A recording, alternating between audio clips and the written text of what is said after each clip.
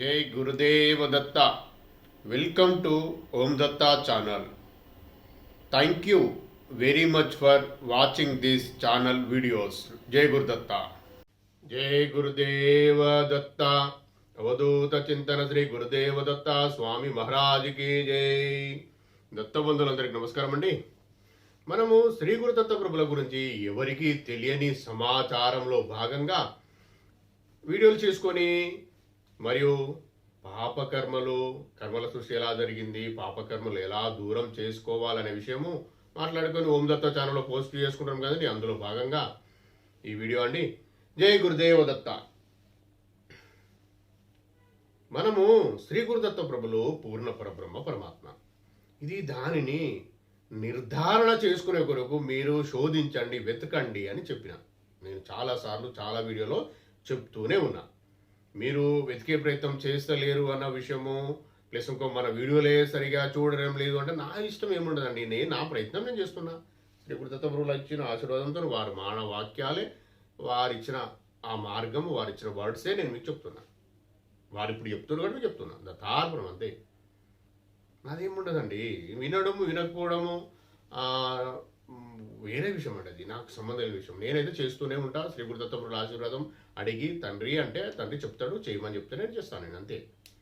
అద్దు అంటే అద్దు అని తెలుసుకుంటాను నేను. ఇలానే జరుగుతుందండి. అందుకే మీరు గ్రంథాలు చదువుతలేరు కాబట్టి నేనే కొన్ని గ్రంథాలు తీసి మీకు చదివి వినిపిస్తా. మీకు కనీసం దాన్ని స్ట్రాంగ్ అవుతారన్న విషయమే నా ఆలోచన. శ్రీ గురుదత్త ప్రభువుల ఆశీర్వాదంతో ఇవన్నీ జరుగుతున్నాయి. మనం ఇంతకుముందు ఒక వీడియోలో మాట్లాడుకునే విషయము పరబ్రహ్మ జ్ఞానము, పరబ్రహ్మ అంటే ఎవరు అనే విషయం మాట్లాడుకొని కొంతవరకు దాకా డిస్కస్ చేసుకొని మనం ఆపేసుకున్నామండి. ఆ మళ్ళొచ్చే వీడియోలో చాలా పెద్ద విషయాలు ఉన్నాయండి, ఇప్పుడు కాదు, మళ్ళొచ్చే వీడియోలో మనం మాట్లాడుకుందాము అని చెప్పి నేను ఆపడం జరిగింది. అది మనం అక్కడికి కంటిన్యూ చేద్దామండి.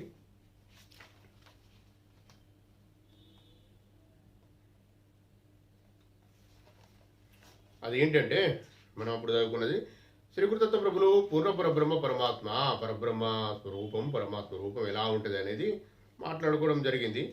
అది ఎక్కడి దాకా వచ్చింది? త్రిపాద విభూతి మహానారాయణ ఉపనిషత్తు ప్రకారం ఈశ్వరుడు మాయకు ప్రభువు కాబట్టి అన్ని విద్యలకు లేక యథార్థమునకు ప్రభువు అన్న విషయం మాట్లాడుకోవడం జరిగింది. అక్కడికి ఆపేసినాము. తర్వాత వరహ ఉపనిషత్తు అని స్టార్ట్ అయితే అని చెప్పిన నేను. అదే ఆ వీడియోకి కంటిన్యూషన్. అంటే ఆ గ్రంథంలో ఉన్న విషయము ఇప్పుడు మనం మాట్లాడుకోవడం జరుగుతుందండి. అంటే విషయం ఫస్ట్ అయితే గ్రంథంలో ఉన్న విషయం చదువుతా. నేను చెప్పే విషయాలు శ్రీ గురుదత్త ప్రభులు చెప్పినవి కూడా మీరు కాదు కదా మహేష్ చెప్తానని మీరు అనుకుంటారు కావచ్చు. ఆయన ఏది చెప్పేయాలనుకుంటారు, ఎక్కడ దగ్గర మాట్లాడేయాలనుకుంటారు అంతే మాట్లాడతారు. దీనికన్నా ముందు చదువుకున్న విషయం మాట్లాడుకోవాలంటే 10 గంటలు మాట్లాడుకున్నా సరిపోదు. ఆయన పర్మిషన్ ఇచ్చినప్పుడు ఎంత మాట్లాడుకోవాలో అంతే మాట్లాడుకుంటామండి. జై గురుదేవదత్త. ఇప్పుడు ఆ తర్వాత విషయం నేను కంటిన్యూ చేస్తా, వినండి. వరహ ఉపనిషత్తు 2:51-52లో జీవుని కప్పి ఉన్న మాయా తుదకు విడనాడబడుచున్నది అను శ్లోక భావ వాక్యాలు కనిపిస్తాయి. బ్రహ్మవాదులు వివరించినట్లు వివేకంతో నీ శక్తిని గుర్తించి దాన్ని క్రియాశక్తితో సహా విలయం సంధిస్తే జీవత్వం ఉండదు, ఈశ్వరత్వం ఉండదు, నేను శుద్ధ చైతన్యమే యగును. ఈ భావములన్నీ ఆత్మ మాయారహితురని ధ్యానింపబడు దత్తాత్రేయులు తన మాయాశక్తి వలన బంధ మోక్షములచే రెండింటినీ కారణమగుచున్నాడని సూచిస్తాయి. సోహం అతడే నేనని ఏకత్వమే దత్తాత్రేయులు దేవి భాగవతంలో 1వ అధ్యాయంలో వర్ణించినట్లు శుద్ధ చైతన్యమే శ్రీ గురుదత్త ప్రభులు, శ్రీ గురుదత్తాత్రేయులు. ఆ చైతన్యంతో చుట్టబడి ఉన్నవాడు. దత్తాత్రేయులు లీలా కార్యాలు చేపట్టే దేవుడు. దక్షిణామూర్తి ఉపనిషత్తును అనుసరించి ఎవనికి తన కార్యములు లీలలో అతడు దేవుడు. ప్రళయకాలం అందరినీ తన యందు లీలమునంచుకొని స్వాత్మానందమును ఆనందించును లేక ప్రకాశించును. దైవ కార్యములు ఆత్మానందం యొక్క కార్యములు. ఈ కార్యం లీలలుగా కలవాడు దేవుడు. లయమనగా ఆయన స్వభావ నాశనం కాదు, స్వాత్మానందమాయన స్వభావము. స్వాత్మ ఆనందం ఆయన స్వభావము. లయమైనప్పుడు కాకుండాను అది ఉన్నది, దానికి వికారం లేదు. సృష్టి లయములు తత్వమునకు మహానివృద్ధులు కలిగింపవు. తత్వము లీలా కార్యములు గల దేవరూపమనున్నది. అది సదా సమంగా ఉన్నది. అది సర్వదా ప్రకాశించు దీపం. దీప్ ధాతువునకు లీలా ప్రకాశములని అర్థము. అది అన్నింటిలో ఉండి అన్నింటిలో ప్రకాశిస్తుంది కావున దానికి వాసుదేవుడని పేరు. అందరిలో ప్రకాశించున్నది కావున వాసుదేవుని లీలా కార్యములు జరుపు దేవుడు దత్తాత్రేయులని చెప్పుడ వలన అందరిలో ప్రకాశించు తత్వము శ్రీకృతత్వ ప్రభులే. వాసుదేవుడు అతడే ఎట్లయినాడో అని తెలుపుతుంది. దత్తాత్రేయులు అవధూత. మండల బ్రాహ్మణ ఉపనిషత్తు ప్రకారం ఇంతవరకు చెప్పిన విధంగా చిరకాలం సమాధి అందుండుట వలన బ్రహ్మమృత పారాయణుడైన సన్యాసి పరమహంస మరియు అవధూత యగును. అతని దర్శనం వలన సకల జగత్తు పవిత్రమవుతుంది. వాణ్ణి సేవించువాడు అజ్ఞాని అయినను ముక్తుడవుతాడు. వాని 101 తరములు తరిస్తాయి. ఆ కారణం వలన తండ్రి, భార్య, కుమారుడు కూడా ముక్తులవుతారు. అవధూతోపనిషత్తు ప్రకారం అక్షరత్వం, వరేణ్యత్వం, దూత సంసార బంధకత్వం, ఏకత్వం అవధూత లక్షణం. కాబట్టి అవధూత సంసార బంధములను తెంపుకొనినవాడు అతడే బ్రహ్మవిదుడు. అవధూత తన ధాతువునకు విదిలించుట, భయపెట్టుట, శత్రువులను, భూతాలను, అనిష్ట వస్తువులను అని అర్థం. కాబట్టి అవధూత అవిద్య బంధాన్ని విదిలించినవాడు లేక సదా బంధహేతువైన విషయము వ్యామోహమును, అజ్ఞానాన్ని విదిలించినవాడు. ఆత్మరతి తప్ప సమస్త విషయరతులను వీడినవాడు. అట్టివాడు అవధూత. అవధూత తత్వం వేరొక చోట సవివరంగా తెలుపబడింది. దత్తాత్రేయుడు దిగంబరుడు అనగా దిక్కులే వస్త్రములుగా కలవాడు. ఇది చాలా ముఖ్యమైన విషయము. కారణమేమనగా పరమహంసోపనిషత్తు ప్రకారం దిక్కులే అంబరంగా గలవాడు పరమహంస. నారద పరివ్రాజక ఉపనిషత్తు ప్రకారం అహం బ్రహ్మయని ధ్యానించువాడు, తన నుండి కోరికలు మరలించినవాడు, దిక్కులు వస్త్రములుగా గలవాడు, బంధములు కలిగించు మనోవాక్కాయ కర్మ రూపమైన సర్వ సంసార విషయాలు త్యాజించినవాడు, ప్రపంచం నుండి చూపు మరలించినవాడు, స్వరూపానందానం వలన భ్రమర కీటక న్యాయంతో ముక్తుడవుతాడు. సన్యాస ఉపనిషత్తు ప్రకారం సర్వాంగములు భస్మంతో పూయబడినవాడు, సమస్తం త్యాజించినవాడు, దేహం మాత్రమే మిగిలినవాడు, దిక్కులే వస్త్రంగా గలవాడు, అవధూత, దేని చేతను నియమింపబడనివాడు, పరమాంస. దత్తాత్రేయులు భస్మోదూలిత సర్వాంగుడు, సర్వాంగములయందు భస్మం పూసుకొనిన పవిత్రుడు. భస్మానికి 5 పేర్లు: విభూతి, భసితం, భస్మం, క్షారం, రక్ష. 5 నామాలతో ఆధ్యాత్మిక శక్తి నిశ్చిటి దగుటచే విభూతి అనబడినది. సర్వ పాపాలను దహించుట దగుటచే భస్మం, బోధ కలిగించదగుటచే భాసితం, ఆపదలను పోగొట్టనగుటచే క్షారం, భూతాలు, ప్రేతాలు, పిశాచాలు, బ్రహ్మరాక్షసులు, అపస్మారము, సంసార భయం నుండి రక్షించినదగుటచే రక్ష. సద్యోజాతం, వామదేవం, అఘోరం, తత్పురుషం, ఈశానం ఇవి మహేశ్వరుని పంచరూపాలు. ఇవి జగత్ పదార్థాలు.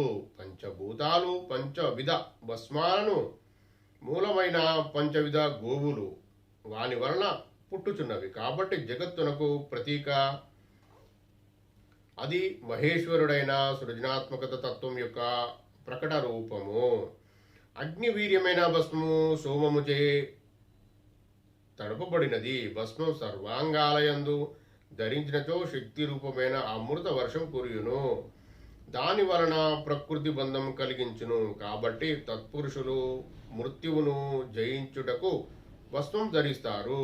వర్ణాశ్రమాచారులు వేదోక్త కర్మలు లేనివాడైనను ఒక్కమారు త్రిపురాండ్రకము భస్మం ధరించిన మాత్రమున పూజనీయుడగును. భస్మధారణ చేయక వేదోక్త కర్మలు చేయవాడు అనేక కోటి జన్మలకైనా సంసార బంధ విముక్తులు కాలేరు. రుద్రాగ్ని యొక్క పరమ వీర్యము భస్మం అని చెప్పబడును. కాబట్టి ఎల్లప్పుడూ భస్మం ధరించి ఉండువాడు రుద్రాగ్ని వీర్యవంతుడవుతాడు.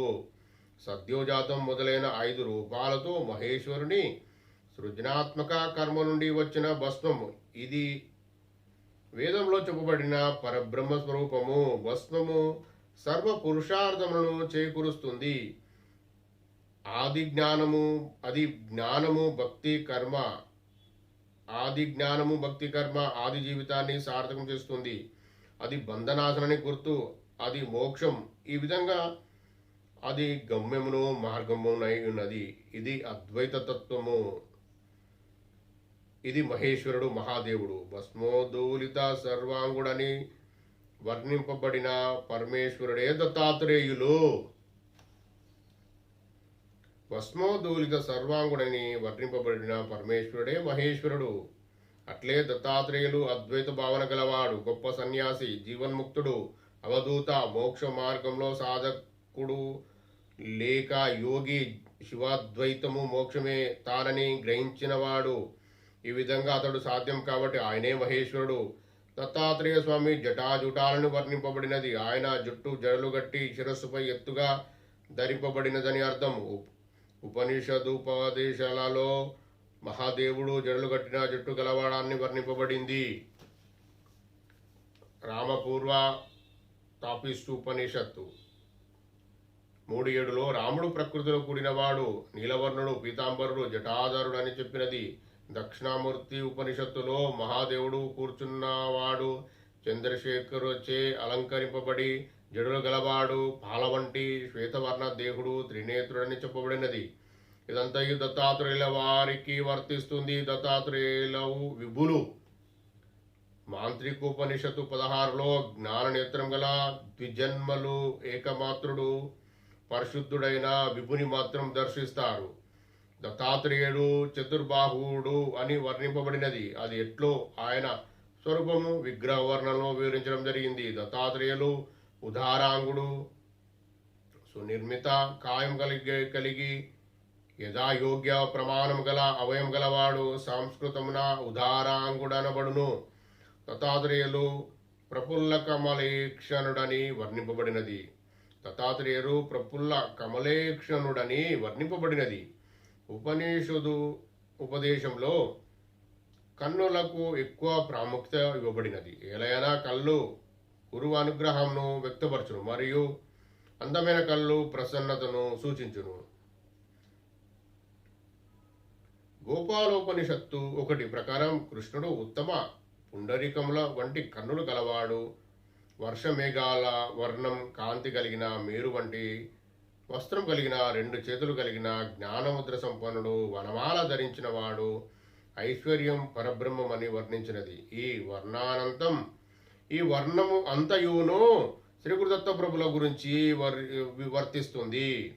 ఎందుకంటే ఆయన కృష్ణుడి కంటే వేరు కాదు. దత్తాత్రేయులు జ్ఞానయోగ నిధి అని వర్ణింపబడినాడు. ఈ అంశం గురించి ముందు వివరించడం జరిగినది.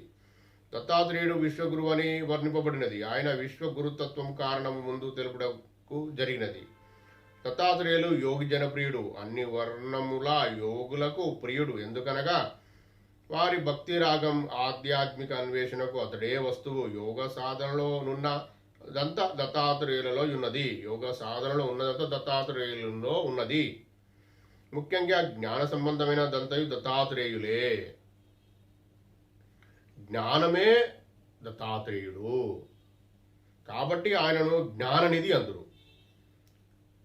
సమ్యక్ జ్ఞానము చైతన్య మాత్రమని తేజోబిందు ఉపనిషత్తు చెప్పుచున్నది.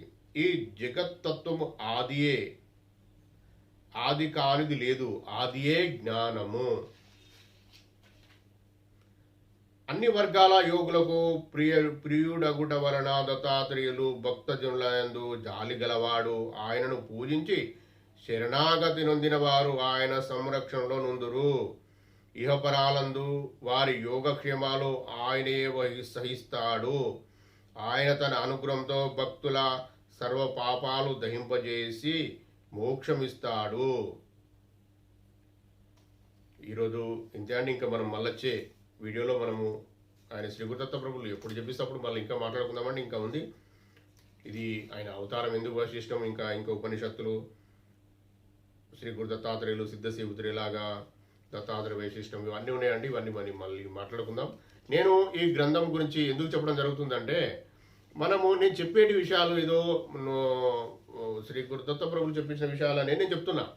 మీరు కొందరు ఎవరైనా వేరే రకంగా ఆలోచించుకొని వారు డౌన్ ఫాల్ అవుతారన్న బాధ కొద్దీ మళ్ళీ నేను అవి కొన్ని అంటే నేను మరీ వెతికి తీస్తలేనండి. దేవుడి దగ్గర ఉంటాయండి, దేవుడి దగ్గర ఉంటే తీసుకొస్తానే, తీస్తే ఓపెన్ చేసి అంతే. ఓపెన్ చేసి ఏదొస్తుందని చెప్పుదా మీకు. మొత్తం గ్రంథమంతా తేవడం కాదు, ఏదో తీస్తే అందులో వచ్చిన విషయమే మీకు చెప్పడం జరుగుతున్నది అంతే. శ్రీ గురుదత్త ప్రభుల ఆజ్ఞతోనే అవన్నీ జరుగుతున్నాయి కావచ్చు. 100% అదే ఫ్యాక్ట్. అది ఇది గుర్తుంచుకోండి. ఆయన చెప్పే విషయాలు నాకు టెలిపతి అనే ఒకటి ఉంటుందండి, దాని ద్వారా వస్తాయి. అది నాకు శ్రీ గురుదత్త ప్రభులు ఇచ్చిన ఆశీర్వాదంతో జరుగుతుందండి. నేనేమన్నా ఎవరైనా సమస్యలు ఉన్నా, ఏమైనా ప్రాబ్లమ్స్ ఉన్నా నాకు చెప్పినా, నేను దత్తయ్యని అడిగి, ఇందులో గురువులు ఉన్నారు, పీఠాధిపతులు ఉన్నారు, వారిని అడిగి మీకు దానికి ఆన్సర్ కానీ, దానికి క్లారిటీ కానీ, దానికి మార్గదర్శనము ఆ శ్రీ గురుదత్త ప్రభులు చూపిస్తారు అని చెప్పిన. వాళ్ళు అడుగుతారు, చెప్పేవారు చెప్తూనే జరుగుతున్నాయి. ఇంకా నన్ను కూడా అడిగినా నేను కూడా చెప్పగలుగుతా దత్తయ్యని అడిగి అని చెప్పిన. అలా కూడా జరుగుతున్నాయి. ఇది గుర్తుపెట్టుకోండి. నాకు పర్సనల్గా మెసేజ్ పెట్టినా నాకు వాట్సాప్ నెంబర్ నేను ఆల్రెడీ మీకు ముందు పెడుతున్నా. అందుకే పెడుతున్నా. నేను పెట్టేది ఇది ఎందుకు పెడుతున్నా అండి, నేను రెడీ అనే శ్రీ గురుదత్త ప్రభులు ఆజ్ఞతోనే పెడుతున్నా. నేను ఇదండి, ఇలా జరుగుతుంది. శ్రీ గురుదత్త ప్రభులు పూర్ణ పరబ్రహ్మ పరమాత్మ. మీరు గుర్తుపెట్టుకొని మీరు దానిని ఎరుకతో మీరు తెలుసుకొని ముందుకెళ్ళండి. అలా కాకుండా మనము ఇంకా మీరు ఎక్కడికి వెళ్ళి అక్కడికి వస్తే చూస్తారు కానీ గ్రంథంలో చెప్పుడు అదే విషయాలు కూడా. ఎవరైనా పరమాత్మని అక్కడికి పరబ్రహ్మ పరమాత్మ దత్తప్రభు అని చెప్తాను. మనము ఆ విషయము కూడా అర్థం చేసుకోవాలండి. అర్థం చేసుకోవాలంటే మ్యాక్సిమం ధ్యానం చేయాలి. ధ్యాన సాధన చేస్తూ ముందుకు వెళ్ళాలి. అలా కాకుండా సొంతగా ఏం చేద్దాము అనుకున్నా కూడా మీరు ఎక్కడికి వెళ్ళినా మళ్ళీ అక్కడికి రావాల్సి ఉంటుందండి. ఎవరైనా జ్ఞానమే శ్రీ గురుదత్త ప్రభులు, జ్ఞానమే పూర్ణ పరబ్రహ్మ పరమాత్మ అయిన శ్రీ గురుదత్త ప్రభులు అని చెప్పడం జరిగింది, గ్రంథంలో ఉంది. ఇక ఇంతకన్నా ఇంకేమో నేనేం చెప్పాలండి మీకు. నేను ఆ జ్ఞానాన్ని అది రావాలంటేనే ఆయన ఇప్పుడు ప్రతి ఒక్కరికి జ్ఞానం కానీ ప్రతి ఒక్కరికి ఈ బ్రహ్మ విద్య నేర్పింది ఆయనే. కార్తవీర్యార్జునికి, పరశురాముడికి త్రిపుర రాసం రచించింది, త్రిపుర రాసం చెప్పింది, యోగ వశిష్టము, ఈ ధ్యాన మార్గం, దత్తయోగ సాధన అన్ని చెప్పింది శ్రీ గురుదత్త ప్రభులే. కాకపోతే ఎప్పుడు అనేది మనకు తెలియదు. ఎప్పుడో స్టార్టింగ్ నుంచి వెళ్ళి ఉంటాడు, ఎప్పుడు ఉంటాడు ఆయన, ఎప్పుడు ఎండింగ్ వరకు ఉంటాడు, మళ్ళీ వస్తాడు. ఆయనకు ఆ అవతారం చాలించడం అనేది ఉండదు. మిగతా వాళ్ళందరూ అవతారాలు విడిచిపెట్టి వెళ్ళిపోతారు. దేవతలు కూడా అవతారం విడిచిపెడతారు, వారు కూడా చనిపోతారు, దేవతలు కూడా. గుర్తు పెట్టుకోండి, ఈ పరమాత్మ శ్రీ గురుదత్త ప్రభులు పూర్ణ పరబ్రహ్మ పరమాత్మ కాబట్టి ఆయనకు ఉండదు, ఆయనదే మొత్తం. ఆయన ప్రతి ఆత్మను ఉద్ధరించాలి, వారికి నేర్పించి తీసుకొని వెళ్ళాలని ఆయన ఉన్నాడు, వచ్చిండు, చేస్తాడు. ఆయన ప్రాజ్ఞ నడుస్తుంది శ్రీపాద శ్రీవల్లభ రూపంలో. దానిని మనము స్వీకరించడం కాదు, దానిని ఏమంటారంటే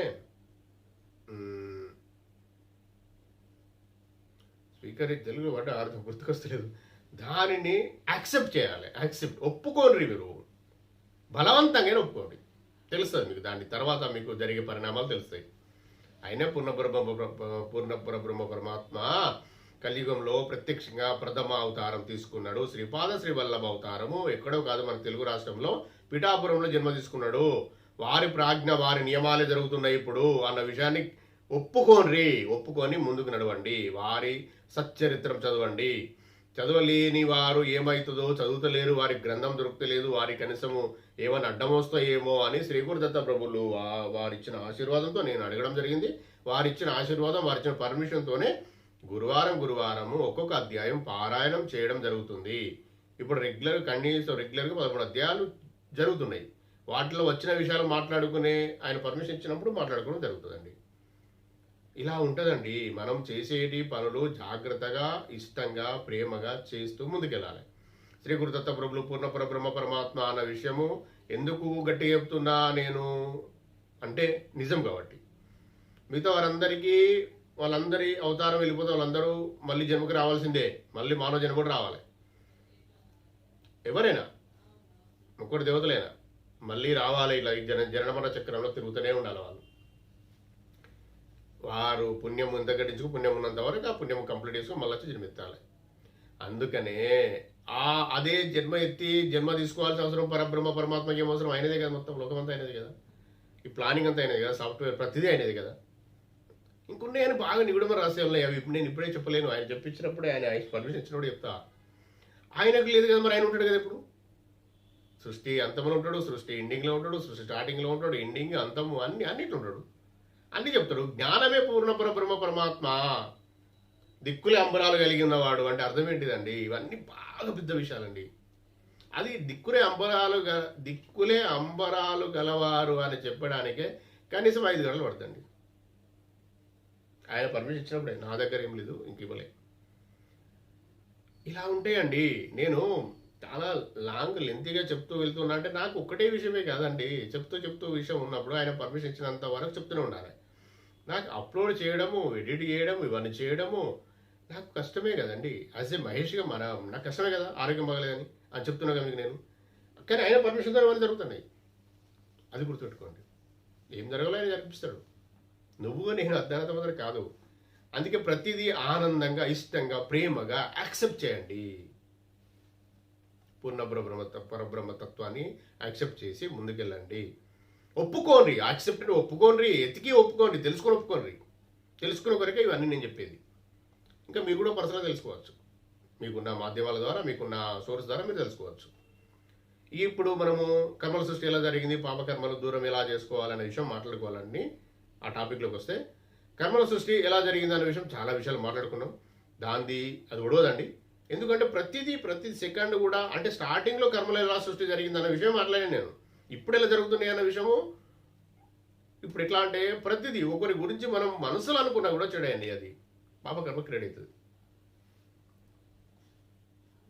చూడడము, వినడము, ఆస్వాదించడము, ఈర్షపడడం, అవన్నీ పెద్ద మొత్తంలో ఉంటాయండి. అవన్నీ ఎలా కంట్రోల్ చేసుకోవాలి నేను చెప్తా. మీరు భయపడతారండి. కర్మలు ఎలా క్రియేట్ అవుతాయి అండి? ఇప్పుడు కూడా క్రియేట్ అవుతూ ఉంటాయండి. ఈ జన్మలో కూడా ఫస్ట్ సృష్టి జరిగినప్పుడు జరిగిన కర్మల సృష్టి ఎలా జరిగిందన్న విషయమే నేను ఇంతకుముందు చెప్పిన. ఇప్పుడు కూడా కర్మలు క్రియేట్ కాకుండా అప్పుడు వర్గాలు జయించలేక, స్వార్థం, అహంకారము, కోపాన్ని జయించలేక వాటికి లొంగిపోయి మన కర్మల సృష్టి జరిగింది. కానీ కర్మలో ఇప్పుడు కూడా క్రియేట్ అవుతాయి సృష్టి, ఇప్పుడు కూడా జరుగుతూనే ఉన్నాయి. కర్మలు దూరము సరే జరుగుతున్నాయి, వాటిని ఎట్లా తట్టుకోవాలి మరి అంటే పూర్తిగా పరమాత్మకు సమర్పణ భావంతో ఉండి ధ్యానం చేసుకుంటూ, ఇష్టదేవాన్ని మొక్కుకుంటూ 100% దైవనామస్మరణలోనే ఉన్న వారికి కొంతలో కొంత అర్థమవుతూ ఉంటుంది. రాను ఏం చేయాలనేది నేను చెప్తాను. మళ్ళీ అప్పుడే జరిగిన కర్మలు క్రియేట్ అయినాయి ఒడుస్తలేమంటే మళ్ళీ కూడా క్రియేట్ చేసుకుంటాను. ఇది ఒక విషయం అండి. ఇంకో విషయం, పాపకర్మలు దూరం చేసుకోవాలంటే ఫస్ట్ అయితే 100% రెగ్యులర్గా ధ్యానం చేసుకోవాలి, సద్గ్రంథాలు చదవాలి, ఆ శ్రీ గురుదత్త ప్రభుల పాదుకలు పట్టుకొని ఉండాలి. వేరే ఇష్టదేవం చేయలేదని కాదండి, వారు మన పుణ్యం ఎంత ఉన్నదని చూసే చేస్తారు. వారు చెయ్యరు, గురువులు చేస్తారు, మార్గమే చూపిస్తారండి, వారికి మార్గదర్శనం చేస్తారు. మనం గుర్తుపట్టాలి. ఎందుకు జరిగింది, ఎందుకు వచ్చిందని కూడా తెలుసుకోవచ్చు. మనకి కర్మ ఎందుకు వచ్చిందని కూడా తెలుసుకునే పద్ధతి ఉన్నదండి. అది కూడా చెప్తా నేను సమయం వచ్చినప్పుడు, ఆయన దత్తప్రభు ఇచ్చిన అవకాశం ఇచ్చినప్పుడు. ఇప్పుడు మాత్రం ఏంటంటే మనము ఖచ్చితంగా ఒక క్షేత్రంకి వెళ్ళినప్పుడు, క్షేత్రంకి వెళ్ళాలంటేనే ఫస్ట్ కర్మలు క్లియర్ కావాలి. ఖచ్చితంగా ఇష్టదేవాన్ని ఇంకా ప్రాధాయపడండి, జ్ఞానం ఇవ్వమని అడుగుతూ మనం కొద్దిగా చేసుకుంటూ ఏదో ఎవరి ద్వారానో మరో క్షేత్రంకి వెళ్తే ఖచ్చితంగా అక్కడ కొంత 10 నిమిషాల కోసం ధ్యానం చేయండి, దైవ నామస్మరణ చేయండి. అక్కడికి వెళ్ళే అదృష్టం వచ్చినందుకు దాన్ని ఉపయోగించుకోండి. అలా అలా అలా అలవాటవుతూ ఉంటుంది. అలవాటవుతూ ఉంటే ఈ పాపకర్మలు క్షయమవుతూ ఉంటాయి. పుణ్యకర్మలు ఉండేది అలాగనే ఉంటాయి, పాపకర్మలు క్షయమవుతూ ఉంటాయి. ఈ పుణ్యకర్మలను పైకి పెరిగినప్పుడు అవి మనకు ఉపయోగపడుతూ ఉంటాయి. ఇంకొక క్షేత్రం వెళ్ళేందుకు.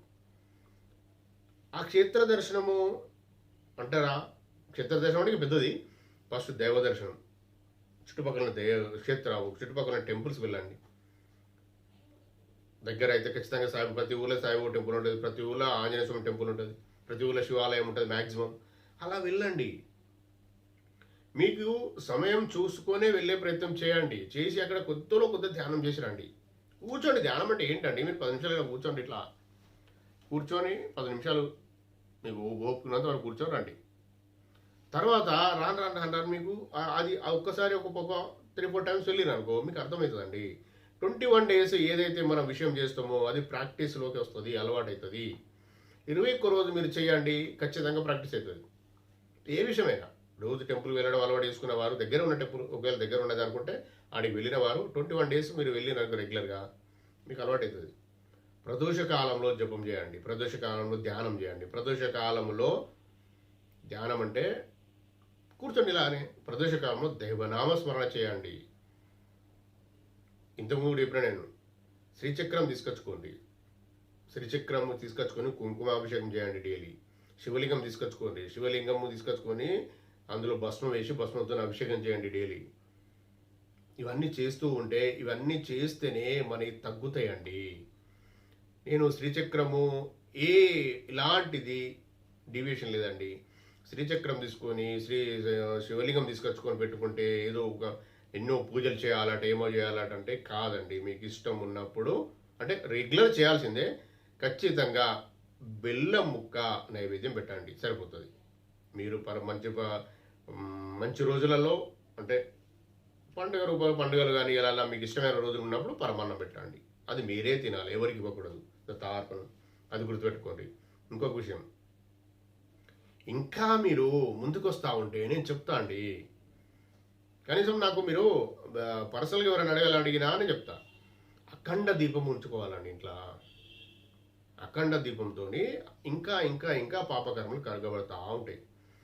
ఇంకా మీరు దత్తప్రభు పాదుకలు పట్టుకోగలుగుతారు. మీరు ఖచ్చితంగా దత్తక్షేత్రం వెళ్ళినప్పుడు పాదుకలు తీసుకొచ్చుకోండి. శ్రీ గురుచరితామృతం తీసుకొచ్చుకొని ఇంట్లో పెట్టుకోండి. చదివే విషయం, తర్వాత దత్తార్పణ, దత్తప్రభుదయ ఇలా చేయండి. శివలింగం ఖచ్చితంగా ప్లాన్ చేసుకోండి. శివలింగం అనేది కంపల్సరీ. శివలింగం లేని ఊర్లో అన్నమే తినద్దట. శివలింగం లేని ఇంట్లో అన్నమే తినకూడదట. తెలుసా అండి, పాపం వస్తుంది. శ్రీచక్రం తీసుకొచ్చుకుంటే మరి డైరెక్ట్ కాస్మిక్ ఎనర్జీ రెగ్యులర్గా ఇంట్లోకి రిసీవ్ అవుతూ ఉంటుంది. అది పవర్ అండి. ఆ శ్రీచక్రం తీసుకొచ్చుకొని మీకు కష్టం అవుతుంది, మేము చేయలేము అనేది ఏముండదండి. గుడిలో పెట్టుకొని సాయంత్రం ఇచ్చేయాలి, మార్నింగ్ తీసుకొచ్చుకొని ఇంట్లో పెట్టుకోవాలి.